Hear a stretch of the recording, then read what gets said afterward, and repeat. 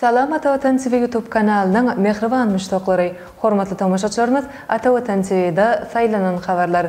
Habarımızın 2023-nji ýylyň 27-nji iýulyna sanyna Türkmenistan Özbegistan Täjikistan prezidentleriň samiti geçiriler. Hökümetara Türkmen-Türk toporunyň Türk böleginiň ýol-aşasy tasdiklandy. UNESCO mekteplerde telefony gadagan etmek maslahat berýär. Lionel Messi 100 dürli toporuň derwezesinden gol geçirdi ýaly habarlar ýetirýäris. Mehriban müştaqlar, gelin bolsa habarlarymyza giňişleýin seredip geçelim. Türkmenistan Özbegistan Täjikistan prezidentleriň samiti geçiriler.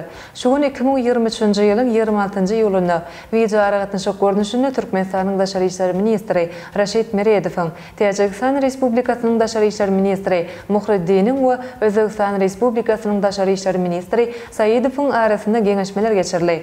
Duşuň dowamyny Türkmenistanyň, Täjikistanyň we Özbegistanyň prezidentleriň şu ýylyň awgust aýynyň başynda Aşgabatda geçiriljek samitine taýýarlyk görmek we geçirmek bilen bagly meseleler ara alyp basatlaşyldy.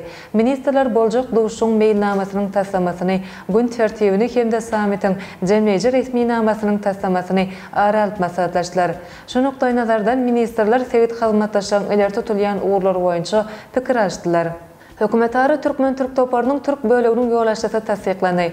Türkmenistan bilen Türkiýe Respublikasynyň arasynda hyzmatdaşlygy mundan beýlekde ösdürmek babaty hökümetara Türkmen-Türk toporunyna uly ordun degişildir. Şonuň üçin hem iki ýurt bu toporuň öz ýurduny wekilçilik edýän düzümini tasdiklaýar.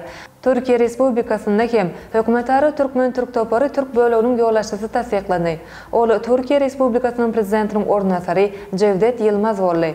Türkiýe Respublikasy käbir döwletleri bilen kol çekilen şertnamalar hemde ýylalaşyklar esasynda iki taraplaryň sowda we ykdysady meseleleri ýokary derejede ara alyp maslahatlaşmak üçin hökümetara toporunyň mejlislerine ýol-aşlyk etjek ýol-aşlar tasdiklady. Bu barada Türkiýe Respublikasynyň prezidentiniň kararnamasy ýurdun resmi gazetinde çap edildi. Laýyklykda Türkiýe Respublikasynyň prezidentiniň ornasary Cevdet Yılmaz Türkmenistan bilen bir hatarda Azerbaýjan, Kazakystan, Kyrgyzstan, Özbegistan, Portugaliýa we Rumyniýa ýaly döwletleriň hökümetara toporunyň Türk böleginiň ýol-aşasy boldy. Ma'lum bolşy 2022-nji ýylyň iýulyna Türkmenistanyň prezidenti hem ykdysady hyzmatdaşlyk boýunça hökümetara Türkmen-Türk toporunyň Türkmen böleginiň düzümini tasdiklamak hakyndaky resmi nama gol çekipdi. Cevdet Yılmaz Türkiýanyň ösüş ministri wezipesinde işlän döwründe köp gezek Türkmenistana saparda boldy we ýurdumyzda geçirilen köp sany iri halkara maslahatlaryna gatnaşdy. UNESCO mekteplerde telefony gadagan etmegi maslahat berýär. Birleşen Milletler Guramasynyň bilim, alam we medeniýet meseleleri boýunça guramasy bolan UNESCO tutuş dünýäde mekteplerde smartfonlary ulanmagy gadaganlyk ýermek maslahat berdi. Bu barada guramanyň hasabatyna belenip geçilýär.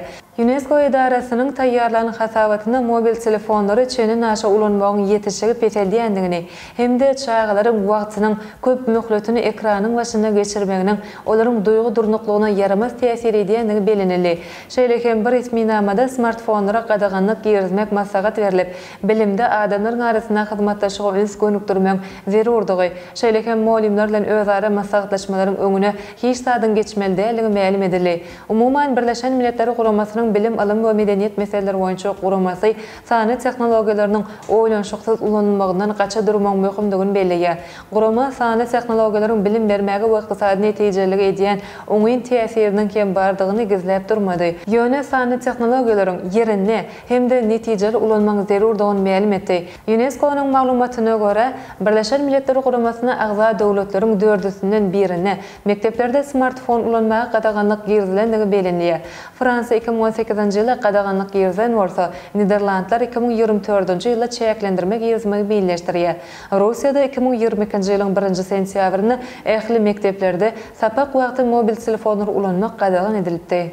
Lionel Messi 100 dürli toporuň derwezesinden gol geçirdi. Häzirki wagtda Amerikanyň Birleşik Ştatlarynyň Inter Miami toporunyň düzümine çykyş edýän Argentin ýyldyzy Lionel Messi täze topory bilen ikinji duşugyny oynady. Ol Legends Cup ýarşynyň çeklerini Inter Miami we Atlanta United toporunyň duşugyny iki gezek tapawutlandy. Messi'niň toporunyň kapitany bolup çykyş eden duşugyny garşydaş topory 4-0 hasabyna utdular. Şeýlelikde Atlanta United topory Messi'niň derwezesine bilen pökü geçiren 100-nji topar boldy. Melim bolşýaly Messi 22-nji iýulda Inter Miami toparynyň düzüminde ilkinji oýun oýnap, ilkinji goluny geçiripdi. Bu duşugy 12,5 million tomaşa mawy ekranyny tomaşa edipdi. Bu hem Amerikanyň Birleşen Ştatlarynyň taryhyna rekord bolupdy. Adatça Amerikanyň Birleşen Ştatlaryna köplençe basketbol duşuklary has köp tomaşa edilýär. Messi'niň ilkinji duşugyny stadiondan tomaşa etmek üçin LeBron James hem de Serena Williams ýaly meşhur Amerikan turgonlary bilen bir hatarda Kim Kardashian hem gelipdi. Ine mehriban müştoklar ata watan seviyede saylanan habarlar gepleşigimizden şuňky sanyny seýtirmek isleýän habarlarymyz şordan barat. Hormatly tamaşaçylarymyz şeýlekem. Türkmenistanyň işögür toporlary Türkiýede geçirilýän sergilere çagyryldy. Türkmenistanyň Azerbaýjanyň hususy budawynyň arasynda hyzmatdaşlyk ösdüriler. Mikhail Kharmis bilen arkadaş şäherine duşjak. Birleşen Arap Emirliklerine 3 günlük ýaz yglan edildi ýaly habarlary atawatan.turkmenistan.com saýtymyzdan giňişleýin okap bilersiňiz. Gepleşigimizden indiki sanyny görüşýänçe hoşta bolun.